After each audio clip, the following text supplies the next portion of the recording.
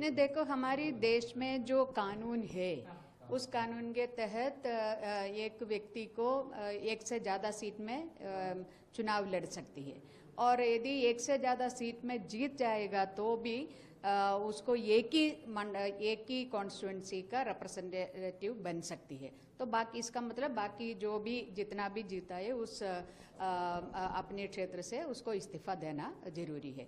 तो उसको वो कानून को पालन करते हुए राहुल गांधी और कांग्रेस पार्टी ने निर्णय लिया है कि वायनाड का कॉन्स्टिट्यूंसी, वायनाड को वो छोड़े और रायबरेली को अपना कॉन्स्टिट्यूंसी के तरफ वो रखे। ये उन्होंने उस पार्टी ने तय किया, उन्होंने अपना डिसीशंस अनाउंस किया है।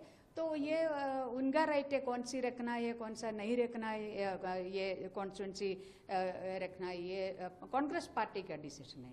तो उन्होंने डिसाइड किया। पिछली बार आप चुनाव लड़ी थी राहुल गांधी के सामने, प्रियंका गांधी, तो क्या आप एक बार फिर से मैदान में देखेंगे चुनाव लड़ते हुए? देखो मैं एक कम्युनिस्ट पार्टी का CPI का सदस्य हूँ। मैं एक डिसिप्लिन्ड पार्टी कैडर हूँ, और इसलिए मेरा इंडिविजुअल डिसीजन नहीं है कुछ भी।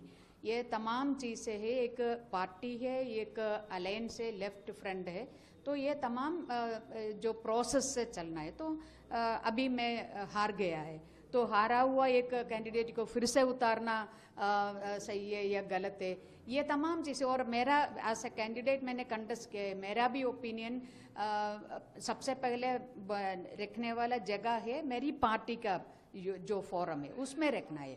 तो हम सबको थोड़ा टाइम आपको देना पड़ेगा। बहुत कम बचा है। कोई इलेक्शन तो अनाउंस तो नहीं किया है ना, इलेक्शन अनाउंस तो नहीं किया है, समय बहुत है। तो ये तमाम चीज़ें पार्टी के अंदर और LDF का अंदर डिस्कस, लेफ्ट डेमोक्रेटिक फ्रंट के अंदर डिस्कस करके तय करेंगे। प्रियंका गांधी पहली बार इलेक्टोरल पॉलिटिक्स में एंट्री कर रही है, लगातार वो महिलाओं के हक की बात करती रही है, लड़की हूँ लड़ सकती हूँ जैसा नारा दिए। तो क्या आप इन नारों के साथ हैं, प्रियंका गांधी के साथ, कि पहली बार वो इलेक्टोरल पॉलिटिक्स में उतर रही है? देखो बात ऐसा है कि अभी देश की आज़ादी के बाद 76 ईयर के बाद भी हमारी संसद, हम बोल रहे कि मदर ऑफ डेमोक्रेसी, हमारी देश का डेमोक्रेसी का हम बोल रहे, और दुनिया की सबसे बड़ा जनवाद का देश है हमारा, ये सब हम क्लेम कर रहे हैं। मगर असली में हमारी डेमोक्रेसी है, मीनिंगफुल डेमोक्रेसी है नहीं, क्योंकि आधा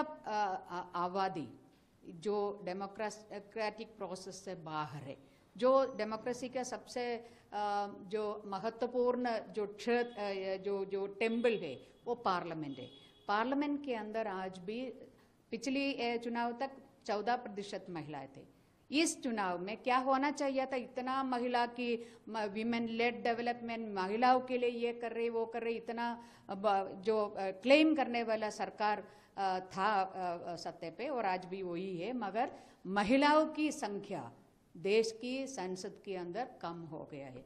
तो महिलाओं की भागीदारी के जो बात हो नीचे उसका ग्रोथ है, बाकी तमाम चीज़ें आगे आगे जा रही है। तो इस ऐसा एक परिस्थिति के अंदर ज़्यादा से ज़्यादा संख्या में महिलाएं जो देश के लिए निर्णय लेने वाला, कानून बनाने वाला, जो नीति बनाने वाला उस जगह पे होना बहुत ज़रूरी है। तो प्रियंका गांधी उस तरीके से देखेगा तो मैं बहुत खुश हूँ कि एक महिला कैंडिडेट को UDF ने अनाउंस किया है।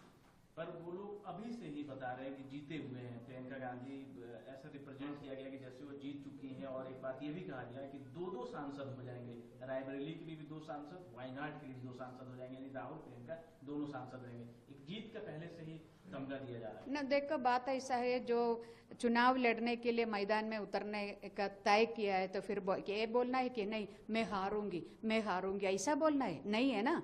जो भी कैंडिडेट हो कि उनका ये उम्मीद ये है कि जीतना है, जीतेगी, उस उम्मीद से वो जो it is nothing wrong in that.